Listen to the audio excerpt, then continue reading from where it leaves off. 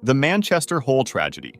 In November 2005, 14-year-old Joseph Lister, along with 10 classmates, including his friends Charlie and Amy from his school, his math teacher, and a 17-year-old caver volunteer who knew the cave system well, decided to explore the Nidderdale Caves in North Yorkshire, England. The cave system is famous for its 20 entrances, and the group chose to enter through Manchester Hole, a small opening in the ground that leads to a huge cave. They descended through a hole into a massive chamber, about the size of a football field, with a few inches of water on the floor and a 50-foot-high ceiling hung with stalactites. After passing through, they entered a tunnel and climbed down a muddy path into a second, smaller chamber that still held all 11 students and had shallow water. The tunnel then narrowed sharply, forcing them to crawl on hands and knees for 40 feet through twisting passages. At the bottom, a muddy stream soaked their clothes, but led to a small chamber where they could stand again. The math teacher was the last to follow the group. When he reached the small chamber, the guide became very worried because the water level was much higher than usual, something he had never seen before. Even though it was cold and windy outside, there was no forecast of rain. Everyone was standing in freezing water. Their boots were filled with water, and there was hardly any space to move. To make matters worse, the water kept rising, soon reaching above the knees of some students. The guide, confused by the sudden flooding, knew they had to get out quickly, so they decided to retreat. The math teacher went first, followed by the students, one by one, taking the small passage back to the previous chamber. At one point, the teacher and 9 of the students were inside the tunnel when a sudden surge of cold water flooded the chamber. The guide, along with Amy and Joseph, were the last to exit the chamber and enter the tunnel. The tunnel was crowded with students struggling against the rising water. Realizing the danger, the guide, Amy, and Joseph went back to the previous chamber to catch their breath, but the water kept rising and they were nearly submerged. Taking a deep breath, they re-entered the tunnel. This time, the tunnel was clear enough for them to move. The guide led the way, with Amy and Joseph following closely. However, in the previous chamber, the guide pushed Amy out to safety, but Joseph never made it out. The water continued to rise, even in the chamber. The guide tried to go back for Joseph, but the math teacher insisted on taking the other 10 students to safety. Tragically, Joseph drowned in the narrow tunnel, where there was no air. After the incident, the group went to the surface to alert emergency personnel, and they emerged under a blue sky with strong winds but not a single drop of rain. It was later revealed that strong winds had blown water out of the nearby Scar House Reservoir that day. Thousands of gallons of water were forced into the river below, causing it to rise 4 feet in just 1 hour. This surge of water drained directly into the cave system. Normally, water slowly trickles through and seeps into the groundwater, but that day the huge volume overwhelmed the cave's ability to drain, triggering flash flooding throughout the system in just a few minutes. Cave rescuers arrived within 20 minutes after being called. By then, the water had already receded to below their knees. They found the lifeless body of Joseph Lister in the narrow tunnel before the final chamber.